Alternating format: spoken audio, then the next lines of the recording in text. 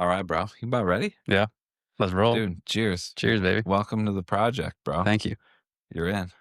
To the moon. Kind of fear like that figure in your head of like that stoic, stern but loving grandfather that was raised in wartime era passing away.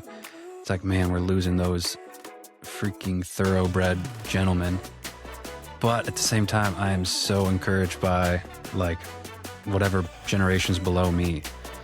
In that old adage of like hard times make strong men make good times make soft men make hard times. Yeah. And I think like even though we're not in a war right now, like the 15-year-olds, that generation now, they're growing up seeing their parents addicted to their cell phones, their parents all divorcing, like pornography rampant, depression rampant, anxiety rampant, and like they're going through the hard time because that's all they've known.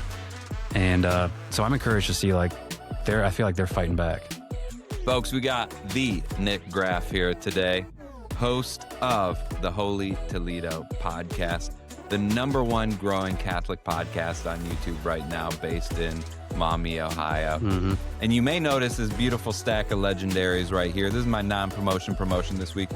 I discovered these from my brother-in-law, Evan Nohara, another great YouTube channel.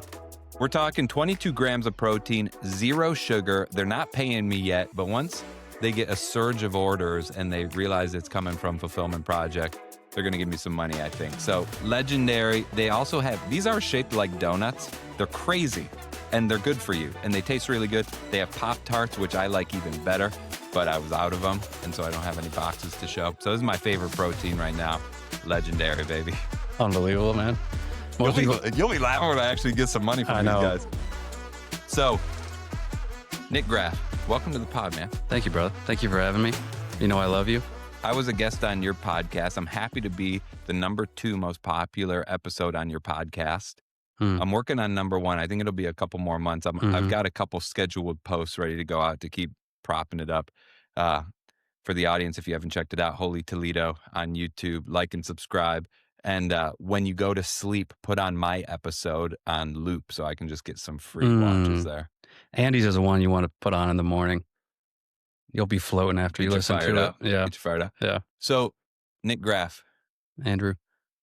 Your middle name is Otto. I like to call you Otto Graf. Yep. What do you do?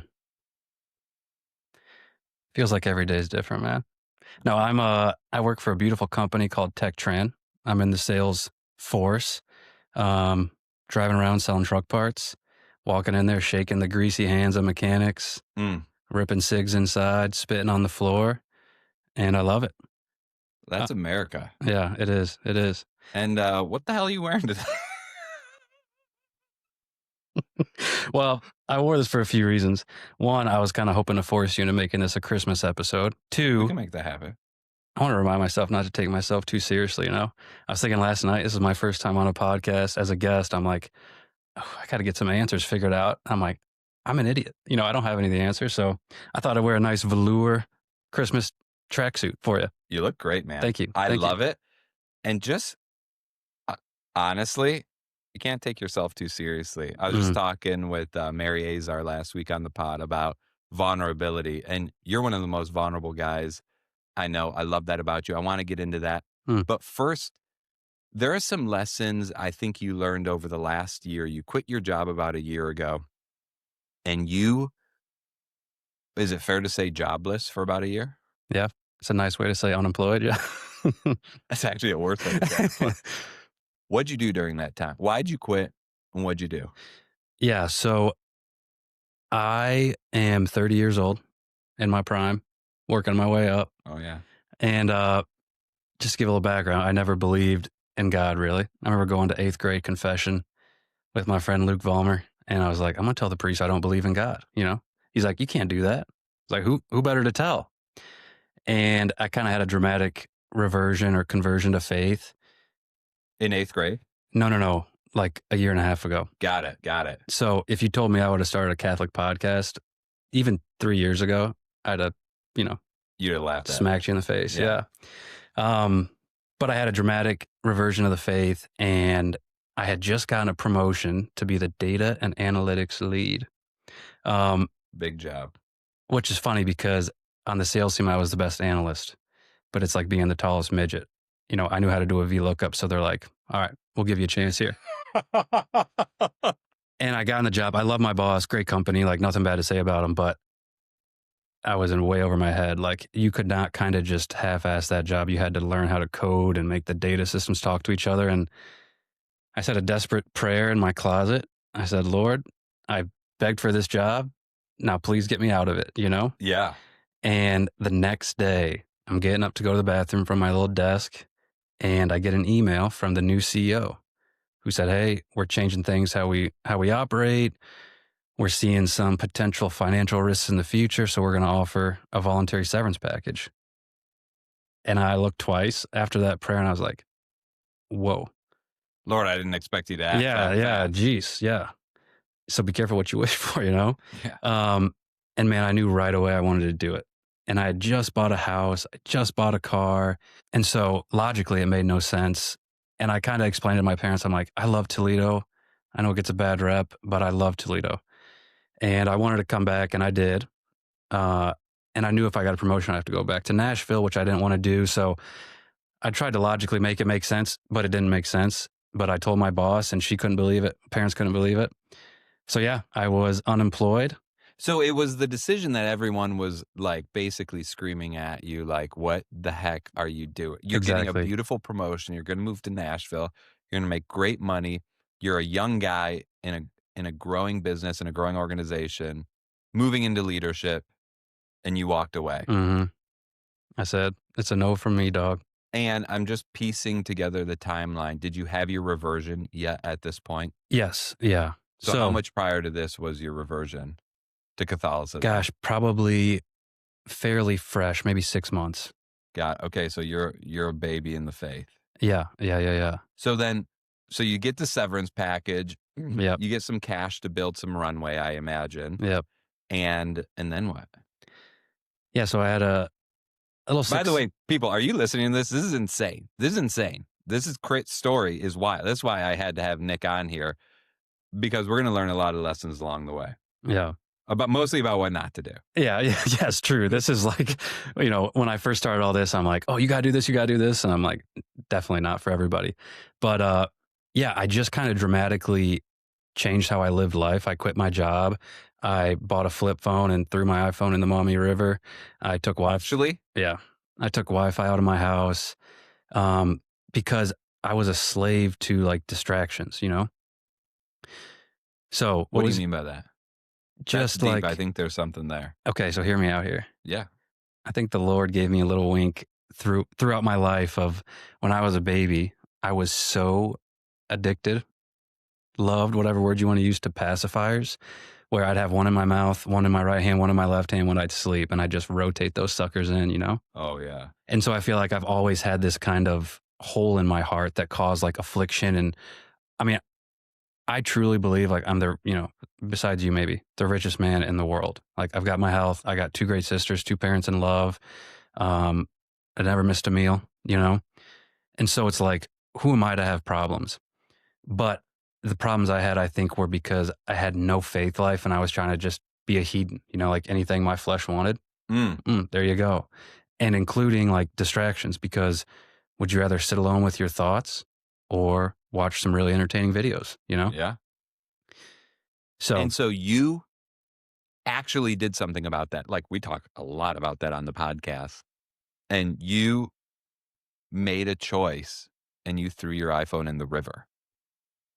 And I know I've been to your house. There's no Wi-Fi there, which means, I mean, people think about everyone in their mind right now is like, oh my gosh, that means no TV, no computer, no high-speed internet upload, no smart devices, no anything. Mm-hmm. Did that help? Oh yeah. I remember early on, I woke up at like 6 a.m. and my car was getting an oil change, and I liked the guy that was doing it. So I just drove to his workshop just to kind of hang out because I had nothing better to do. And I think for an oil change, or you just drove over there and chilled? Well, I just drove over there like an hour before it was ready to go, just because I'm like, I got nothing to do, you know?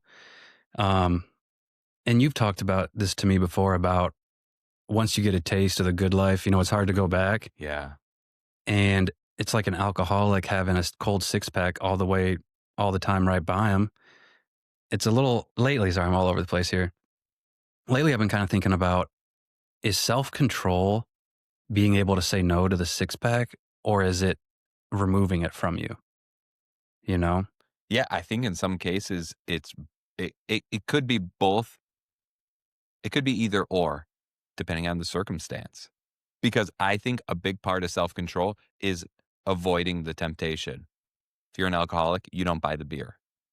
If, for me, chips and salsa is my kryptonite. I overeat, I overindulge, I don't buy it. Mm, It's not like, oh, I'm going to have it in the house. I'm only going to eat it on Sundays and Saturdays and special occasions. I yeah. know myself. Mm, I know it's Tuesday night and all of it's going to be gone.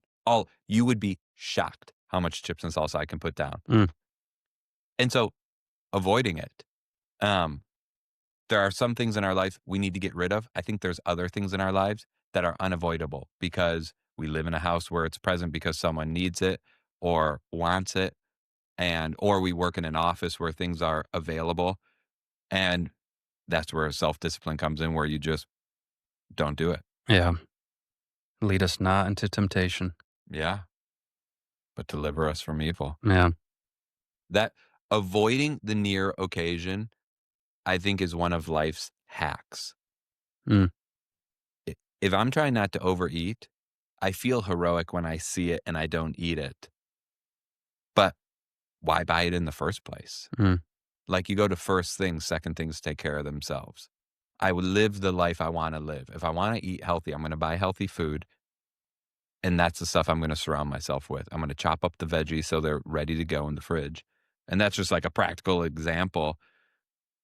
If I want to journal, I'm going to budget time every day to journal. mm, And if I don't do it, which is hard through different life circumstances, analyze what's going on and make the tweaks necessary to get it back in. So mm, now for my life, I could journal every day, but I'd have to give up something significant to do it every day yeah. that I'm not willing to do. And I don't think I need it internally. So for me, 3 days a week is what I've identified as like Mm, what I need to be able to process, to slow down, to reflect.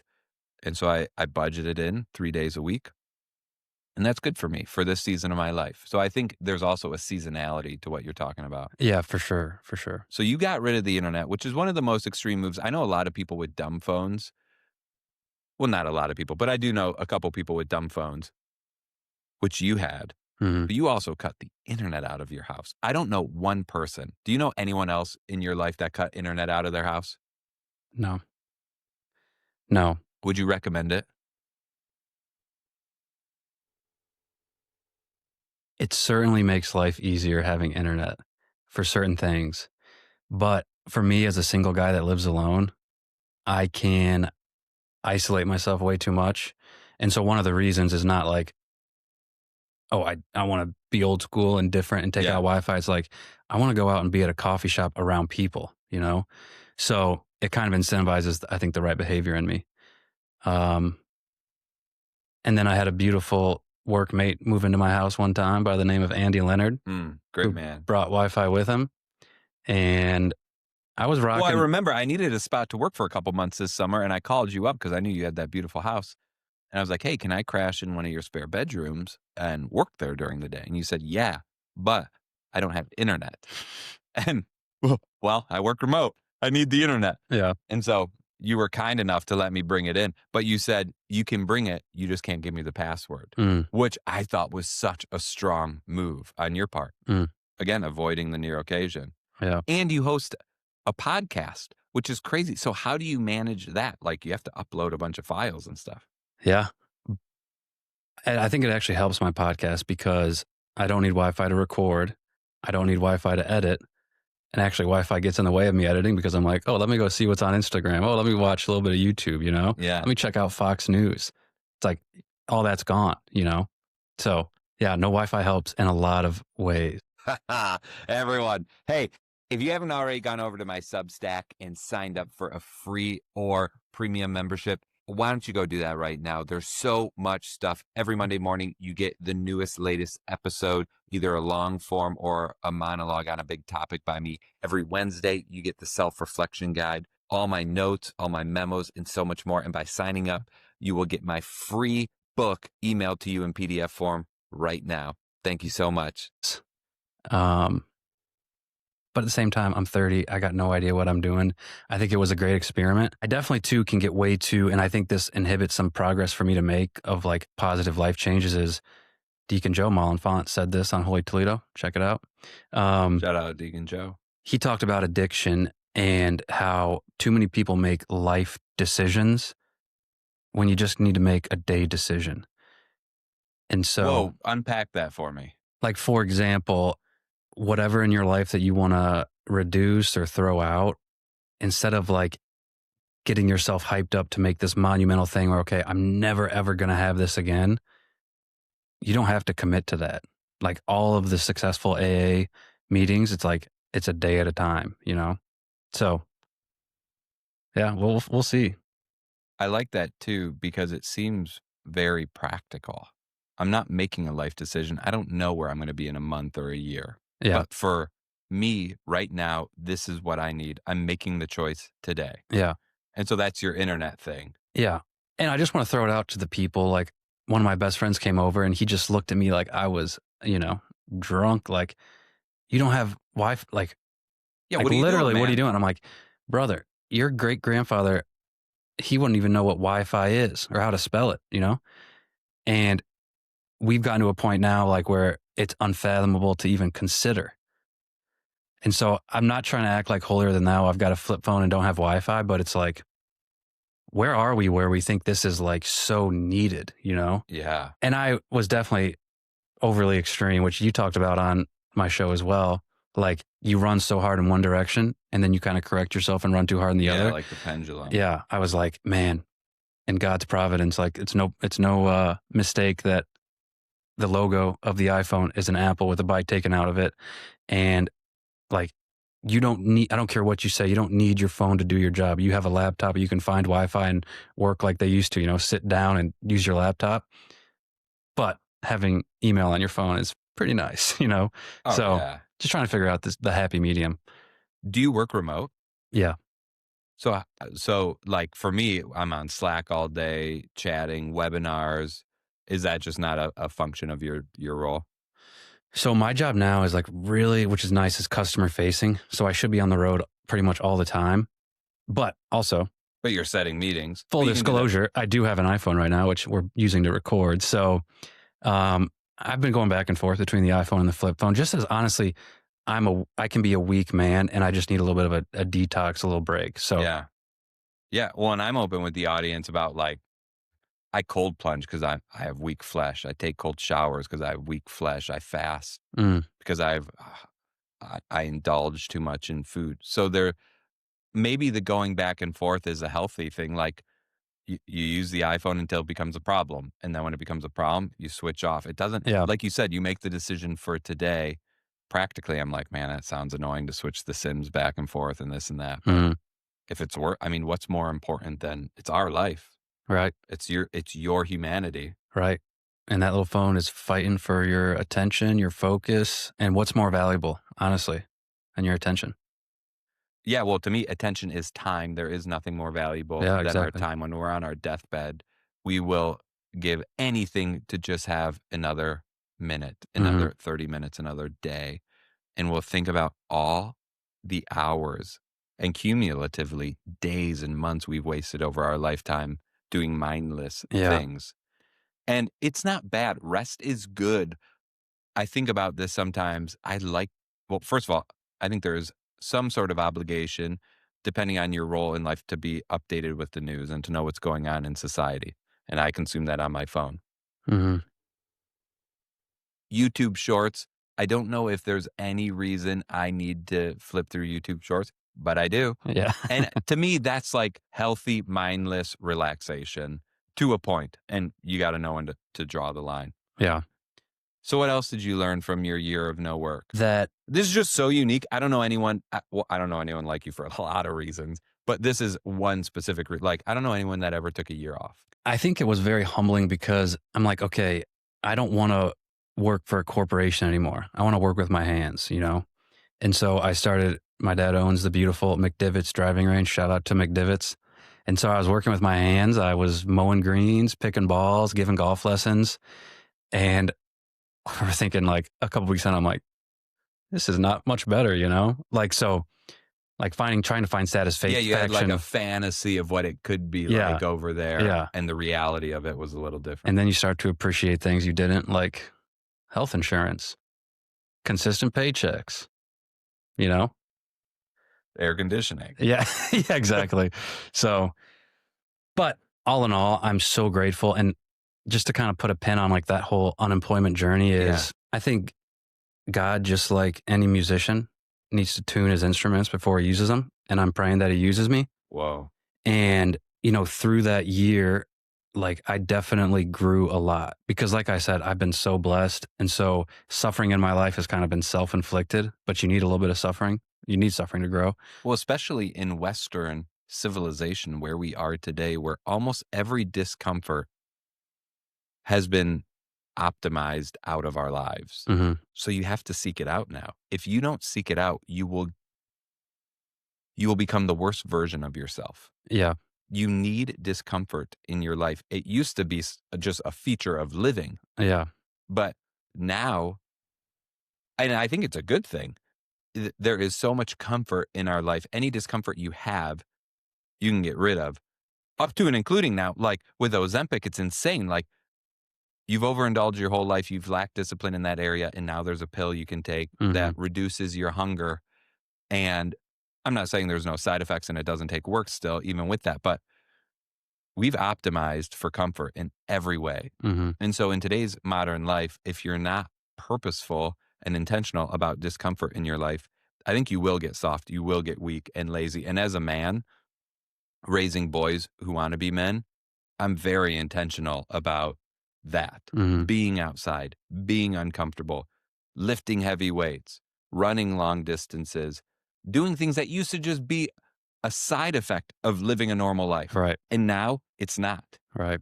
I mean, I had my first health scare and I went to the doctor and I said, yeah, I'm athletic. I played soccer in college. He's like, oh, when's the last time you played soccer? And I thought back and I said 10 years ago. And then I realized I had this epiphany. I've been sitting in a chair in an air-conditioned office for 10 years, not moving, eating, stressed out, so mostly eating comfort foods that make me feel good. Mm-hmm. Not the beautiful, legendary protein donuts. Legendary protein. Dude, when you eat protein, side effect of eating protein is you are naturally less hungry. So you pop some of these in like between breakfast and lunch, between lunch and dinner. You eat less food during your main meals because you're already satiated. It's truly incredible. And it looks like a donut, so it feels like a treat. Yeah. Yeah, it looks like your estrogen spikes through the roof too, and you pop a pink donut, frosted sprinkle. A lot of things spike when I eat a pink frosted sprinkle. True. Legendary donut, dude. Oh my gosh. Wait till I show you the Pop-Tarts. They're crazy. They're crazy. So if you could go back 1.5 years from today to when you saw that email, would you make the same decision again? Without a single doubt. No way. Absolutely. Despite everything you went through.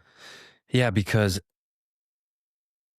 I mean, looking back, you know, a wise man said you can't connect the dots looking forward, only backwards. Man, and, you know, Jesus says like those who are willing to risk or lose their life will find it. And those who want to keep their life will lose it. I applied to Sunshine Community. I was going to make $15 an hour. I was going to move out of my house and just, you know, do it. And I went on a walk with the beautiful Alex Cameron. He's like, you want a family, right? And I was like, yeah.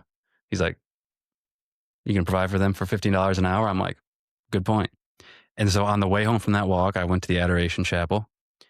I said a desperate prayer again, like, Lord, give me clarity. You know, I start getting emotional and I get this strong urge to call a man I haven't talked to in years.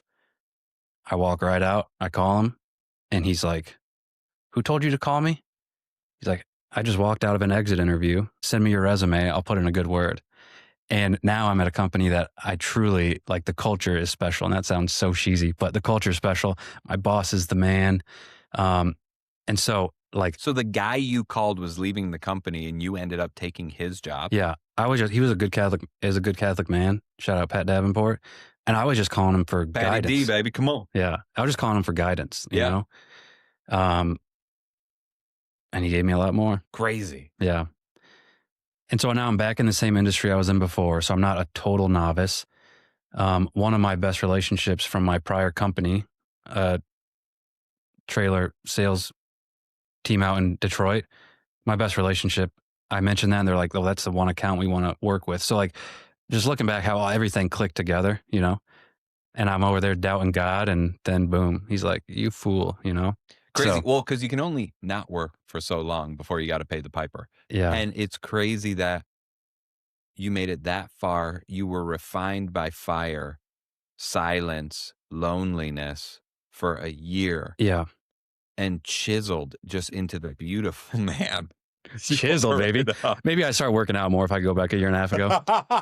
But honestly, like I have a long ways to go for sure. But if I could encourage people to do anything, it's like take a break. And like you said, rest is important, but you can't rest when you're on your phone. Like, yes, your body can rest, but your mind can't. Yep. And Isaiah chapter 30, verse 15, it says, in returning in rest, you will be saved. In quietness and in trust will be your strength. And I think because I took that, which in the scheme of things, like my great grandfather fighting in World War II, he'd be like, you pansy, you know, like you gave up a flip phone or, you know, big deal. But because I took that like little leap, the way God worked was amazing. And I love my dad. And he always pushed me to be better. And so we'd always kind of butt heads a little bit. And through this whole financial collapse, if you want to call it that, and the stress, like it offered me the chance to return to my dad in that sense of like, hey, I'm a foolish son. Sorry for thinking I know more than you. And now our relationship, I think, is the best it's ever been. So there's been so many blessings that have come in off that, just like little sacrifice, emphasis on little, you know what I mean? So seems little, but I think a big takeaway for the audience is we need to create space for silence in our lives. I put out a post a couple weeks ago where I said, turn off the radio on your drive-in today and answer the end of this sentence. The purpose of my work is to blank. The purpose of my work is to blank. The only time a lot of people have silence in their lives or the opportunity for silence is when they're in their car alone. Yeah. And it is so simple, like you said, click the button, but it's not easy. Simple, not easy. And so driving in the car can be a great opportunity to start tasting that silence and then injecting silence, segments of time in your day, setting a timer to have silence. People can experience a little taste of what you had for a year, just living in silence, self-discovery, penetrating deep into your heart, building relationships, rekindling relationships, strengthening your heart, soul, and mind. It's amazing. It's amazing. Yeah. For me personally, I've recognized it so much. I'm probably on the extreme end of it, but every week I take 30 minutes to reflect on the week prior, plan for the week coming up. Every month, same. Every quarter, I do a 1-day retreat. So I've got a little spot where I can rent a little one-room hermitage in the woods. And I go up there, separate myself from society. Just 1 day, a quarter. So every 3 months, 1 day. And then every year I do a little retreat with my wife to do our family stuff. And then I do a solo retreat for a couple days, silent, myself as well. And that reflection time, oh, I don't have time for that. I'm so busy. Shut up, you know? Yeah. Shut up. So you get so much time back in your life when you reflect. It's crazy how time slows down when you know what your purpose is and you know what you're doing. Yeah. That time comes back in spades. So much so I couldn't imagine not doing it now. True. So that's a way we can live a little piece of Nick. I am Nick Graf. Set realistic goals for yourself, but audience. Yeah. No. Yeah, there's beauty in the silence. And I think we live in a society that can teach us to feel shame and kind of like negative self-talk. And so I think it does take a little bit of courage and bravery to sit with that silence. But it's beautiful, you know, calm the waters, baby. Just like you throw on the news, like any video on your laptop, like we get so much information that it's like, bro, take a deep breath, baby. You know what I mean? So inundated. Man. Tell me about your podcast. Mm. When did that start? So I was actually thinking about that last night, trying to get prepped for this. You started it just April. before me. Yeah. Which was cool because I didn't know about it when you had moved in. And so we've kind of we've been budding artists together, you know, and we're doing it differently, which I love. It was so exciting in the early days, though, talking to you over lunchtime and during breaks. Yeah, man. I'll never forget the day we discovered YouTube Shorts. Like, dude, I'm driving major click-throughs, major traffic with YouTube Shorts. And we're like, I got 300 views on, you know. Yeah. It's like, dude, what's your strategy on hashtags for descriptions, for titles, for thumbnail? Like, man, we were learning a lot together. It was very fortuitous that I called you to use your place because we were buddies, but we weren't like that close. Mm-hmm. And I remember driving in my car just praying like, man, I need a spot and I don't have a spot. And you came to mind. So I just called you and you're like, I'd love to have fruit of the rosary, baby. Amen. Podcast. You're right. Thank you for reminding me. It was right after I prayed the rosary and that was my intention. Mm-hmm. And the main thought on my mind throughout was like, what am I going to do? I've got to move out of my office for a couple months here. And and Our Lady put the beautiful knit Graf on my mind.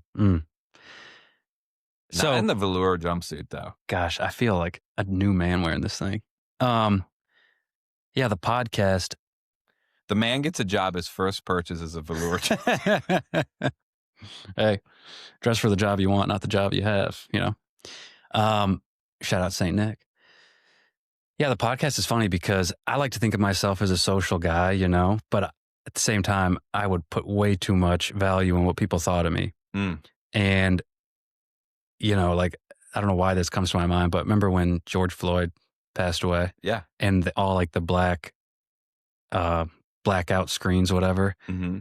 At that time, I had deleted Instagram. So I'm like, thank God I don't have to, like, what would I do there? Like, I was so concerned with what people thought. And then fast forward to now, I'm like getting on a microphone saying, if you're not a Catholic, you're a fool, you know, which I think is a fruit of the Spirit. So actually, humbly, like I like to look back at like, man, if I didn't have a little bit of extra support, there's no way I would have started because, you know, like you are too, you're putting yourself out there. And that's kind of a scary thing. It's so scary. Yeah.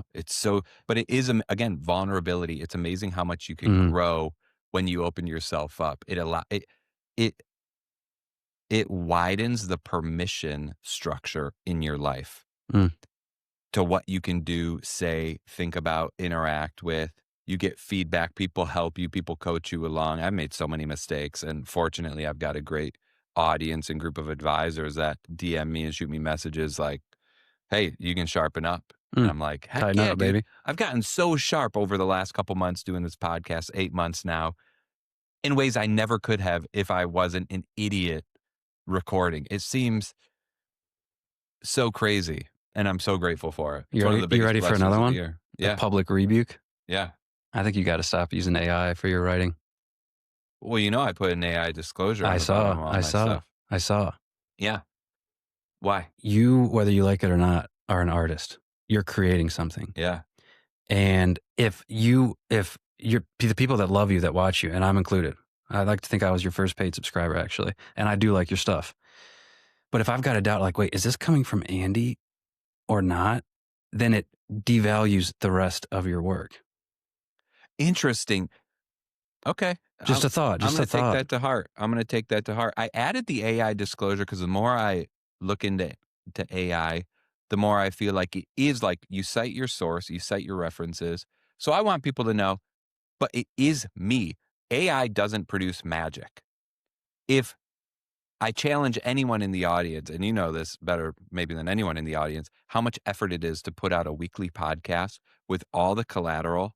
True. I mean, I'm getting hundreds of thousands of impressions a week through the podcast and all my collateral. That doesn't happen by magic. I don't hit enter and that doesn't happen. True. There is a lot of input that drives the beautiful, polished output on AI, and it takes a lot of effort. I think of AI, so my rebuttal to that is anyone not using AI is a fool. Never in history has I would agree with that too. Anyone at any economic level had unlimited amounts of servants to do whatever they want. If it's digital, you have an army of people ready to help you. And so before AI, I was paying people in Bangladesh to help me with stuff legitimately through Upwork. It's like a common thing. A lot of people use it for creative stuff, for presentations, for spreadsheets, for writing. And so now for the low cost of $30 a month or whatever AI costs, I've got unlimited numbers of supports. And so I manage a business that brings in tens of millions of dollars in revenue. I've got multiple people that report to me. I've got 2 boys at home. I've got a wife. This would not be possible without AI. And so I credit AI actually for all my editing afterwards, 80% done with AI. So without AI, Fulfillment Project doesn't exist. And some people listening are probably like, that may be not a bad idea. No, fair points. I think AI is a beautiful tool and we should use it. I actually like getting into it because you could read the Bible and it'd take you 2 years, or you could say like, hey, with the intelligence of the New Testament, what would Jesus say about X, Y, and Z? And so I think it's very valuable to it's like the world's greatest Google search. But I would just say that your voice is so precious that I want it to only be you. But I don't know if I'm right. Yeah, well, Certainly. this is my voice. I mean, this is taking me an hour to record this right now. True. And everything I generate is off of things I've said, off of original ideas, off of the hundreds of books I've read, off the innumerable hours of journaling. And then that gets fed into AI. And then I give it a task, and then it gives me the output I'm looking for, and then I refine it by myself. And I put out that copy. So you can argue with that. I've been arguing a lot with people online about it, which is why I'm so thoughtful about it. I put out my AI disclosure on the bottom of every article so people know exactly how I'm using it, what I'm using it for, because I want you to get the authentic Andy, and I don't want to hide behind. If anyone wants to scale their life to do something great and you're not willing to use help, you will not scale to the greatness you could possibly achieve. You're leaving talents on the table. I tell this to my sales team all the time. If you try and do everything yourself, maybe you can run $1 million business, maybe a couple $1 million, but you can't sell $5-10 million of product, $20 million of product. If you're trying to do it all yourself, don't be a hero. Yeah. Leverage the resources around you. Yeah. And in my case, that's a lot of time human support, but also digital and technology support. So I take that critique to heart because it's something hours and hours, journal entries upon journal entries, thinking about how should I utilize AI? How do I utilize it in the right way? It's something we all have to think about.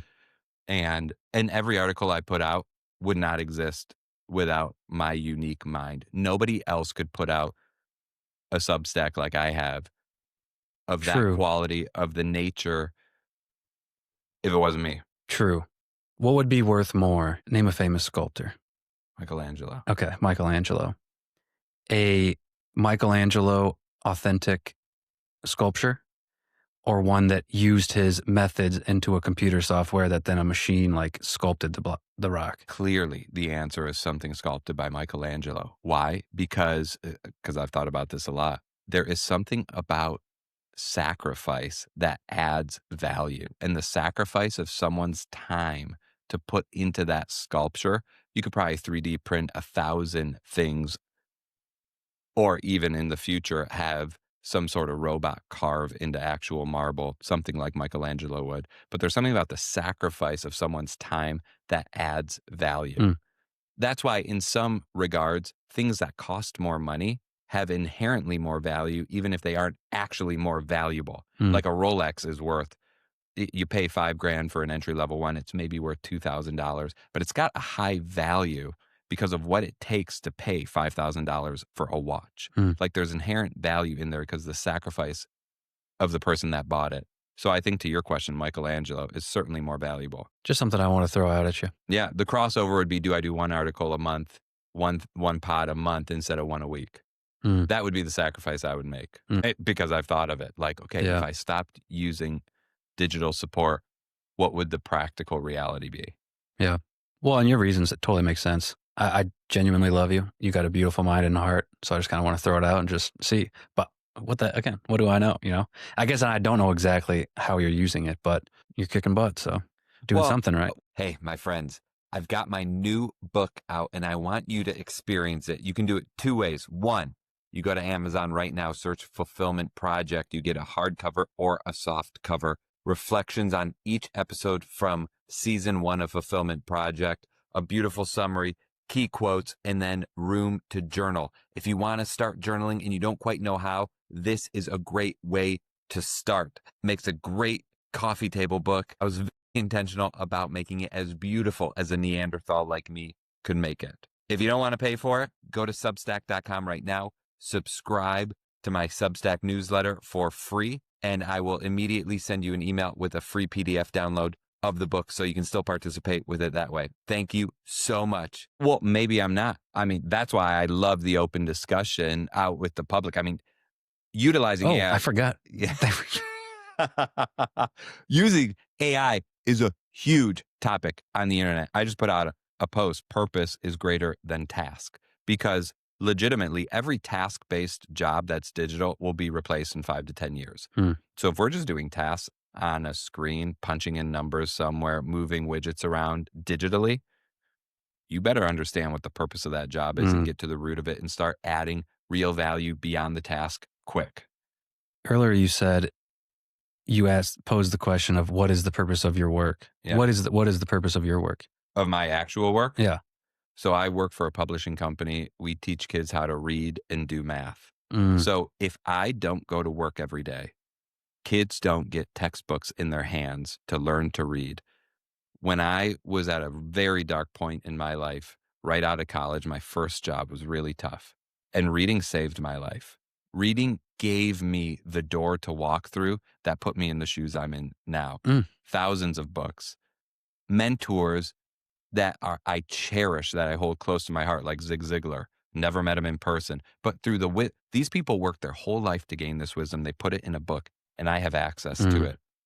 I've started reading the biographies of the presidents of the United States. I have a goal to read a biography of each president of the United States. These are 50-hour audiobooks and thousands of pages. It's life-changing when you enter into literature. I provide that to kids. Education, there's this great quote, education is the great equalizer. And it can take someone from low income to medium income, from low income to high income, and change their quality of life, therefore changing generations of people's lives simply by education. So when I show up to work, in my mind, I'm elevating these students' futures. I'm elevating society. That's what I do. Conversely, someone with a negative perspective, and I'm not going to repeat the story because I said it last week on the pod about an electrician I was talking to working at my house who thought he was just putting wires together. And I said, you're giving me a place to raise my family. He's like, well, I didn't think of it like that. Like someone could say, oh, you're just selling books. Yeah. You're just selling licenses. You're just selling shocks. Yep. I mean, what's the purpose to your work, would you say? I'll tell you right now what the purpose of your work is. Please. You're helping truckers get from point A to point B. Everything in America moves on a truck. I go to the grocery store, how to get there? On a truck. I go to Costco, came on a truck. Everything in my house came to my house on a truck. Everything I'm wearing came on a truck. And yeah, maybe it took a boat along the way and a train along the way and a plane and this and that. Everything gets to final destination on trucks. You literally make America move. Hell yeah. That's exactly what I was going to say. Yeah. Dude. So that's important for people. That's not an easy exercise. I've been thinking about it so much, like these things now just populate in my mind when I start thinking about it. But it's really important. It can change. We spend 80% of our lives at work, and 77% of people feel disengaged and unfilled at their jobs. 77% of people. That's a lot of people. And so I challenge people, find the purpose. It'll change the reason you wake up in the morning. It'll either allow you to get into a job where you can feel that purpose and that fire, or you can stay even literally in the same job, in the same seat you're in right now. And from one day to the next, it can have a lot deeper purpose, a lot deeper meaning. Clicking those buttons, moving things around can matter a lot more when you understand why you're doing it. And it can change. It will change your life. It will change your life. Yeah. And you and I think would both agree, like having God below it as the foundation of everything is crucial, because theoretically I've got the exact same job I have now as I had 5 years ago, and I'm way more fulfilled. Shout out Fulfillment Project. Yeah. Because now there's the deeper purpose of my work is like trying to live in a way to bring others to Christ. So I think there's different like levels of that purpose, and I like how you just said that. So I want to ask you a question. Mary Azar said this on the pod last week. She said she was trying to sanctify her work. And I said, what does that mean? And I kind of heard you say that in other words. When you hear the phrase sanctify your work, if you're doing the same job you were 5 years ago, you said you found God, that's the difference maker. You feel a lot more fulfilled today than then. What's the there? Great question. I think the process of sanctification to make holy, I think God calls us to live like a robust, on fire life. And so if the root is holy, so are the branches. So if I am walking with the Spirit, then when I go and I have lunch with a guy up in Saginaw, Michigan, and he sees me, pray before a meal, that opens up a conversation to the stuff that really matters. And one thing I'm just kind of coming to now is, I think it was St. Francis de Sales said that basically you can glorify God by doing whatever you're doing as well as you can do it. It's like making your bed instead of just throwing the sheet on, steam the sheets. That might be extreme, but but at least make the bed. Yeah. And do it with love and intention. Yeah, exactly. And not resentment. And that's what I was getting at a minute ago about sitting in the same seat, but having such a deeper sense of purpose. We can do the dishes. We can make the bed with two different mindsets. One is one begrudgingly, I got to do this task, this and that. Or one is, I get to do this task. I'm grateful for this bed. I'm grateful for these dishes. I'm grateful for the meal that was on this. I'm grateful for the person that prepared it. I'm grateful I got to sit around the table while my son threw food all over the ground that I now get to clean up. I'm so grateful to have that son who brings so much joy to my life. Yeah, like Mother Teresa saying, I think it was Mother Teresa, you don't do the dishes because you have to. You do the dishes because you love the person that's going to be using them next. I love that quote. What does it mean to be holy to you? I've really discovered recently a love and a passion for etymology, like this, understanding how words came to be, because I think you can learn a lot through that. Yeah. So holy, to be whole. I think, like Augustine said, our hearts are restless until they rest in thee. You're always going to have a piece of you missing until you're holy. And that doesn't mean being boring and praying 24 hours a day. It means being whole. And I think, like, for different people, it can mean different things. But I think it's doing your work well, loving the people that are around you, and having a relationship with the Lord, baby. Yeah. So shout out to Father Nathan Cromley out of Denver, Colorado. I went on a retreat with him and a group of business executives a couple months ago. And he said something that struck me. I've been thinking about it every day since. For Christians, our job is our mission ground.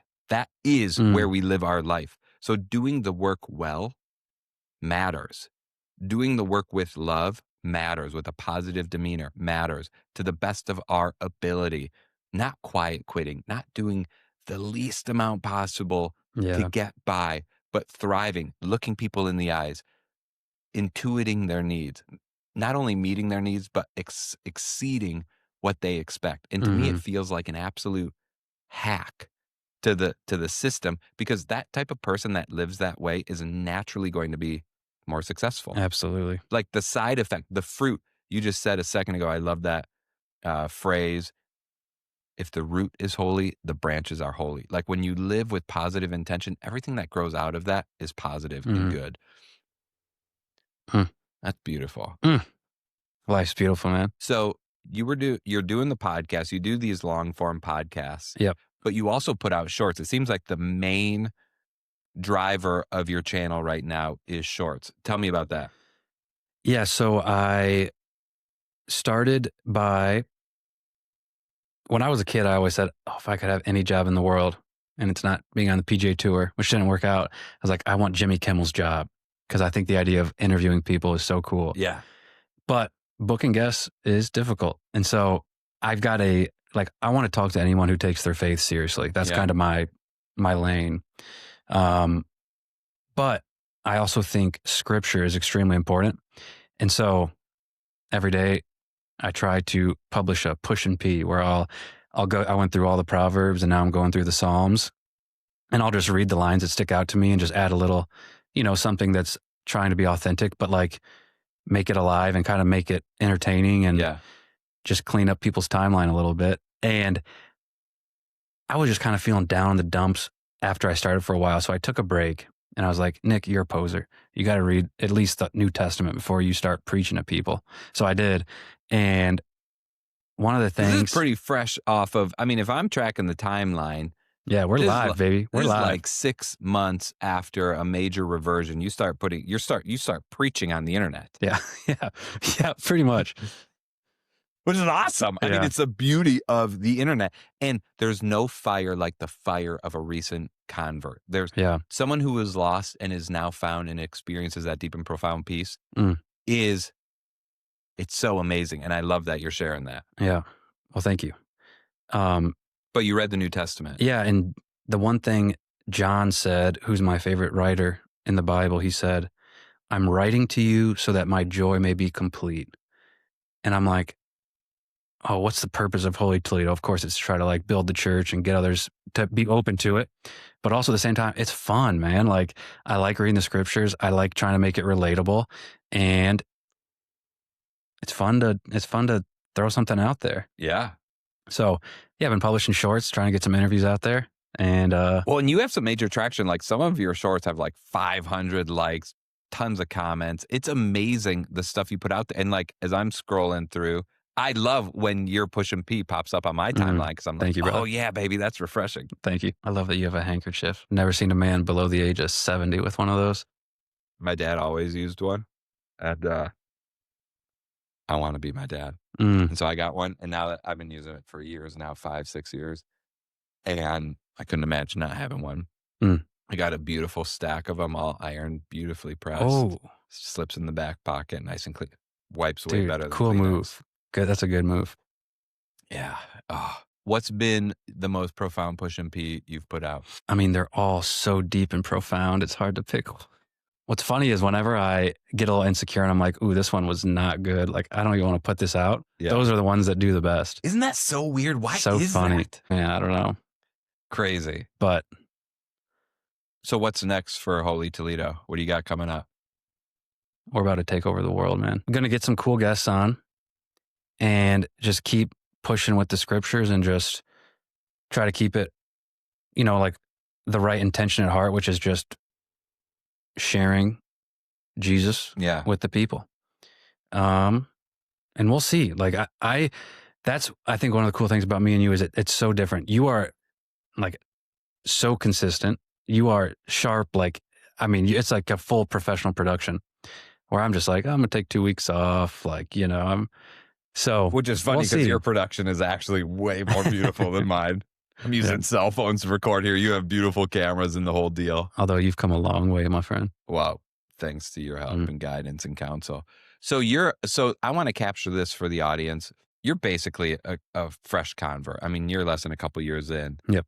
What do you have to say to those old dried up Christians out there that are just sour and cold? I know a few of them. By the way, not everyone that's not a fresh convert is sour and old, but there are some of those sour old Christians out there. Yeah. And I think that's like the line that you walk is when you find the truth, you're walking in it. It's so easy to get like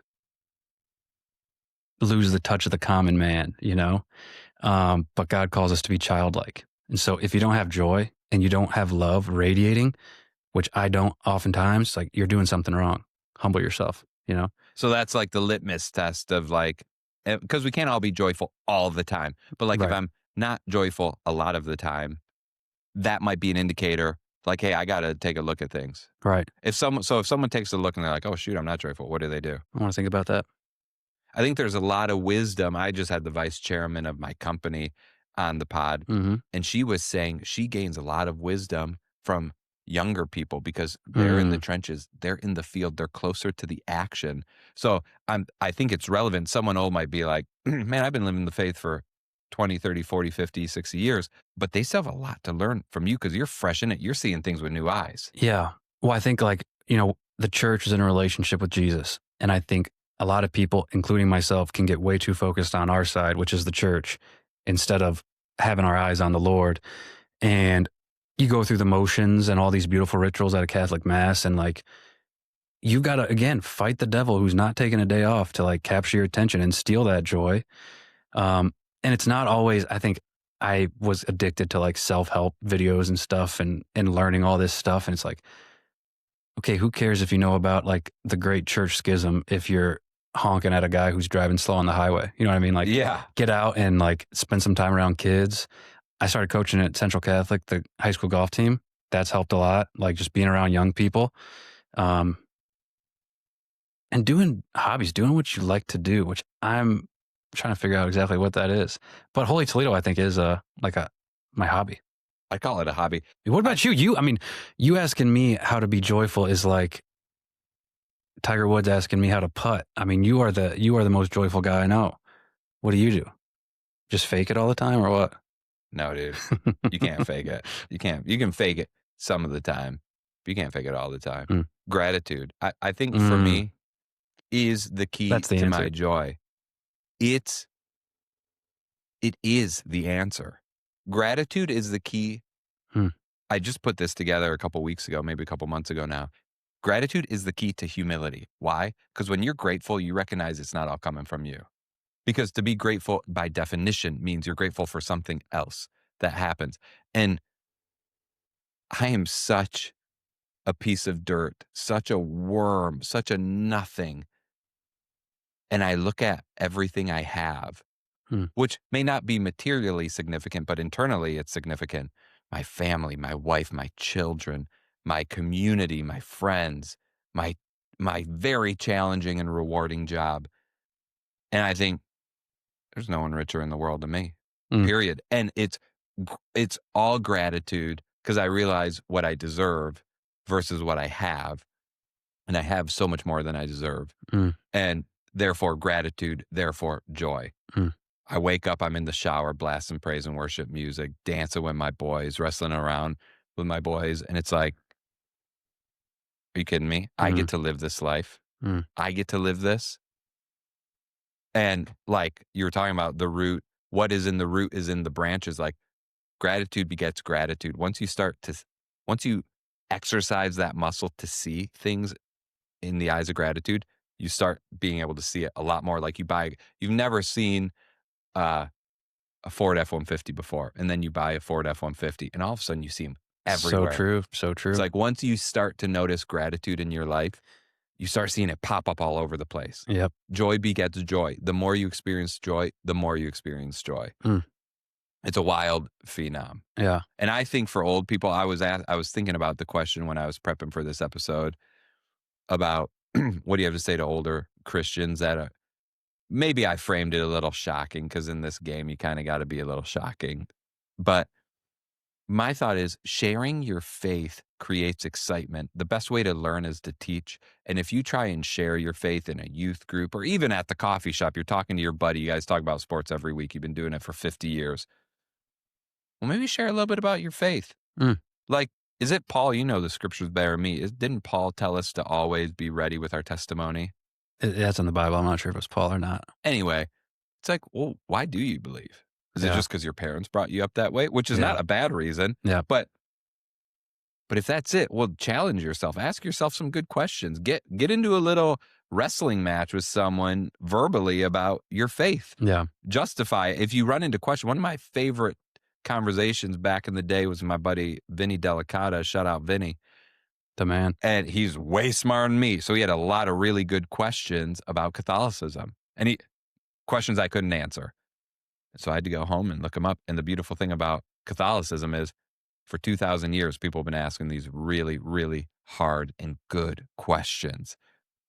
And so it makes me a stronger Christian being challenged about my Christianity and openly being vulnerable and saying, I don't know all the things. A lot of these things, I grew up this way. So a lot of this stuff is just innate in my heart, but I want to know it. Yeah. And I can't get to know it if I'm not challenged because I don't see it. I'm blind to it. A fish in water doesn't see the water. And so I'm blind to a lot of these truths. I think if you're looking to re-engage in your faith, try and share it with someone and see their pushback. And if there's some empty spots in your answers, that's not like, oh, the faith isn't real. It's like, oh, I got to go learn. Yeah. There is a good answer out there. My favorite preacher is a Protestant, Cliff Connectley. Shout out to Cliff. My favorite thing he says, he goes, I do not know. Whenever like a college kid will ask him a hard question, he's like, I do not know. And the humility in that is beautiful. And now me reflecting on my answer is I hate to sound judgmental against people that can kind of get stale in the faith. Like I can. It's hard to do, brother. I mean, how many people around do you see on total fire? Like it's hard to do, but we got to try to do it, baby. Dude. With an attitude of gratitude. Oh, put me under the spout where the glory comes out. Ooh, how do we cap this thing off with a bang? Give me a beat. Let's freestyle. I ask everyone this question, and so I'm going to ask you because we haven't gotten there yet. Biggest influence in your life and why? I mean, it's got to be my dad, I'd say. I love that man. Great man. Yeah. Why? You know, like on a tree, the branches, like that top branch, as a tree grows, it's always going to be above that other branch, which is me, you know? And my dad's a good man. He's got a lot of qualities that I can lack. And he sacrificed for me and my family. And yeah, I mean, I would say my dad's the biggest influence.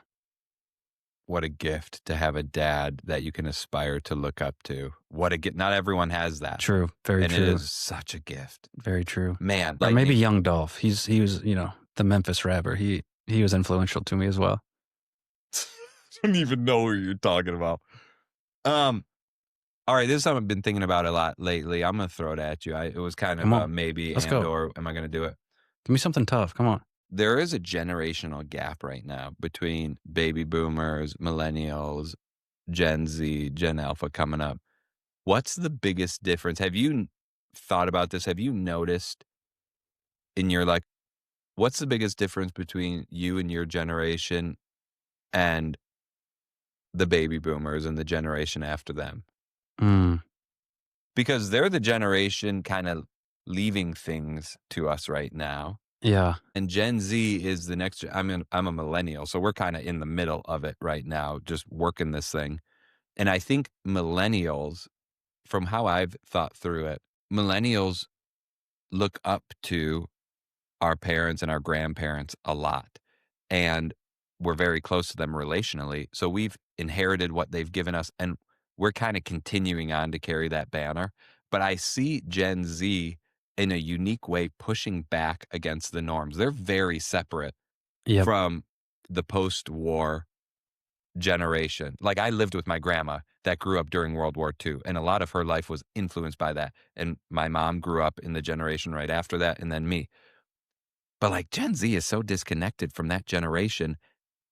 I can't tell if they're wise to break the system and rebuild it, or if they're like throwing the baby out with the bathwater by ditching all that age-old wisdom.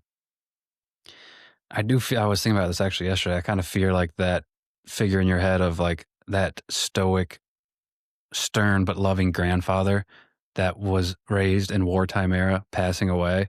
It's like, man, we're losing those freaking thoroughbred gentlemen. But at the same time, I am so encouraged by like whatever generations below me.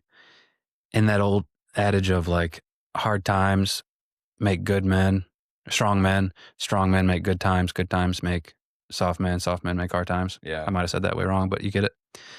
And I think like, even though we're not in a war right now, like the 15-year-olds, that generation now, they're growing up seeing their parents addicted to their cell phones, their parents all divorcing, like pornography rampant, depression rampant, anxiety rampant. And like they're going through the hard time because that's all they've known. And so I'm encouraged to see like I feel like they're fighting back. It does seem like that. And like maybe when they get to be our age and older, they're going to do something about it. Yeah, exactly. Crazy, man. Nick Graf. Andy. I've been ending recently by saying I'm an idiot. I probably left a lot of things out. Speak for yourself. You get the last word, man. What do you want to say? What I miss? I want to say that I am grateful for you. I love you. I appreciate you. You've been a blessing to me. Everyone needs an Andy Leonard in their life, truly. You make things light. You make me feel better about myself. So thank you for everything you do. Other than that, whoever's watching this, God loves you. He made you. He's real. And crack open your Bible or tune into Holy Toledo to find out more, baby. I love it. Nick Graf, thanks for coming on, brother. Love you, baby. Love you, man. Everyone, hey, if you haven't already gone over to my Substack and signed up for a free or premium membership, why don't you go do that right now? There's so much stuff. Every Monday morning, you get the newest, latest episode, either a long form or a monologue on a big topic by me. Every Wednesday, you get the self-reflection guide, all my notes, all my memos, and so much more. And by signing up, you will get my free book emailed to you in PDF form right now. Thank you so much.